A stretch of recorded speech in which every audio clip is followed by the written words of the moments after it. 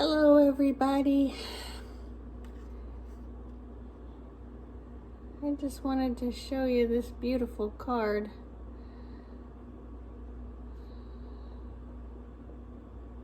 A lady's daughter actually painted that, and her handwriting is so beautiful. This is from a friend of mine that lives in Michigan. Look at that handwriting. That's like beautiful, perfect handwriting. Here's a sympathy card that I got. Whew, it has been a very hard week as usual. And I just finished ordering and designing the gravestone. That's always a fun job, right? It took a long time for me to actually order the gravestone because, well, I just don't feel good. I never feel good. And the grief on top of a chronic illness is just overwhelming most days. I guess every day. But I finally got the gravestone ordered. I guess it might take a month or so for them to make it. That's something that you never really think you'll be doing. Just like planning a funeral. It's really weird to see my name on a gravestone, even though I've always known that it would be there one day. I think it's even harder to see my husband's name on the gravestone. Well, I know it's harder. Never thought I would ever see that. It's like you know it's coming, but you really expect that to be like 95, 100 years old. You don't expect that to be 53.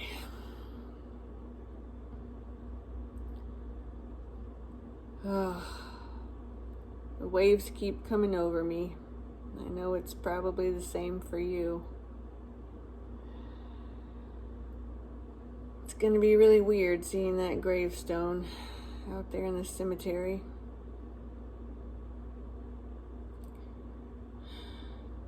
I guess that's what I was gonna talk about for just a few minutes today. Planning the funeral, having the service, ordering the gravestone, all these things that you really never expected to do. Not until you're really old, I guess. But for me, it's just things that I never thought I would ever have to do. I thought I would be long gone before everybody else.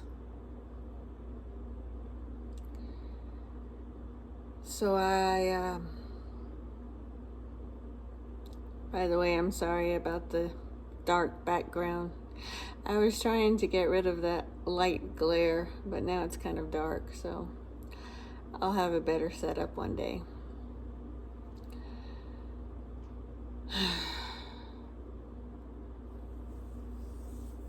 It's hard to think. You guys probably know what I mean. Your brain is just, it's a puddle of mush. So, my husband and I were planning our third wedding anniversary trip.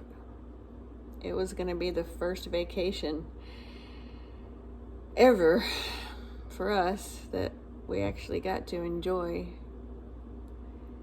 and not be rushed. We had small vacations before, but they were always extremely rushed, and we never really got to stop and enjoy anything because we always had a time limit where he had to be back, and got to be back at work on this day, and everything was just rushed. It's like, oh, there's the ocean. Let's run out there and see that for 5 minutes and then run back to the car and move on to the next destination. You know what I mean? So it was never actually a relaxing vacation. And this was going to be our first.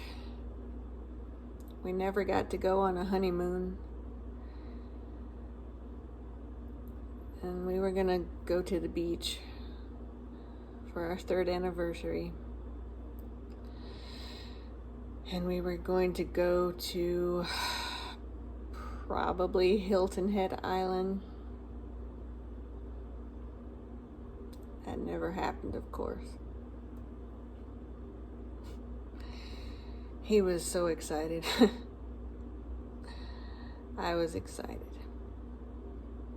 He was really looking forward to going back to the ocean. He kept saying, oh, I can't wait to be at the ocean again. Just to walk on the beach with you and be able to sit down and breathe and actually enjoy the vacation for once. But we never got there. Instead, I was planning a funeral. That'll put a damper on your plans.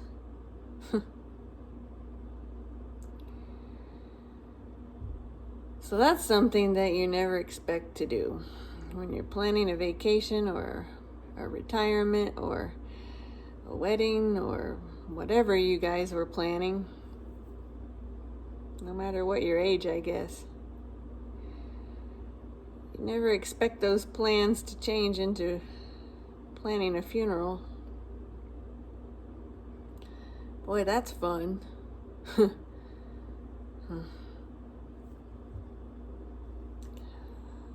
I didn't really know what to do because you can't think.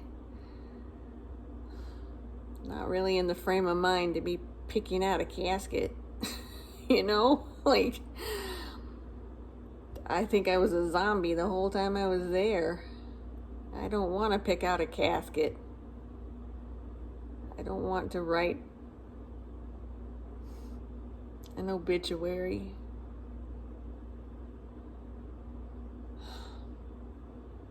I don't want to plan a service. But I had to do all of that. And I guess you did too. You're kind of in a fog the whole time because you're in so much shock. And then you have to plan all of this stuff.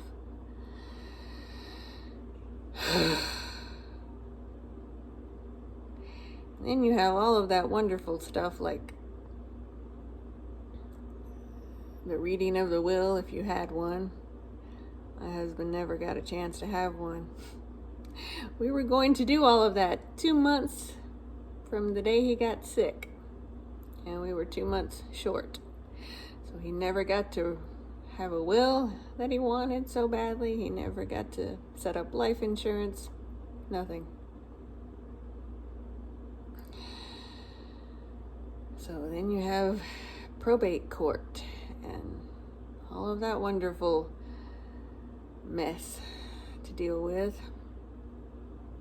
When you don't feel like doing it, all you feel like doing is just burying yourself in the bed and not even coming out from under the covers.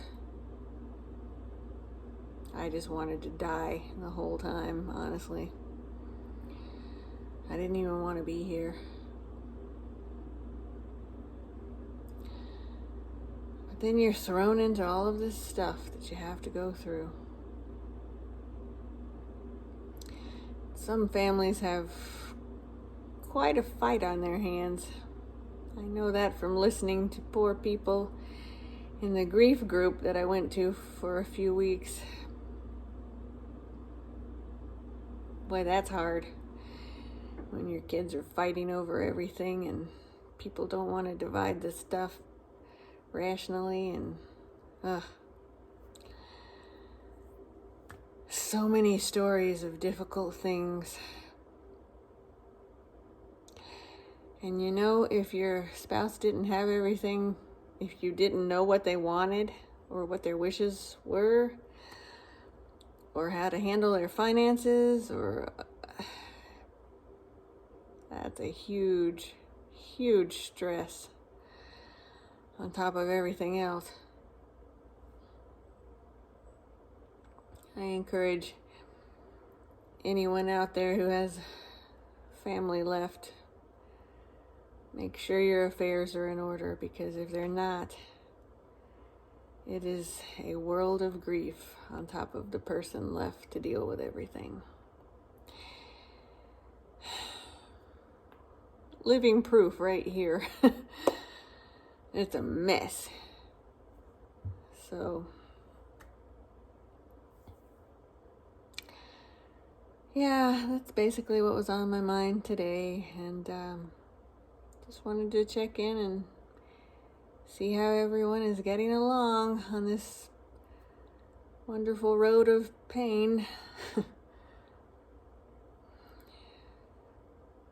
And I won't make this long today. I just wanted to say that I'm thinking of everyone going through this, and I pray that you are managing as well as you can today. It's rough. I still cry every day. And if I do smile, I smile because I know he liked to smile. Even when he was sad, he liked to smile. So,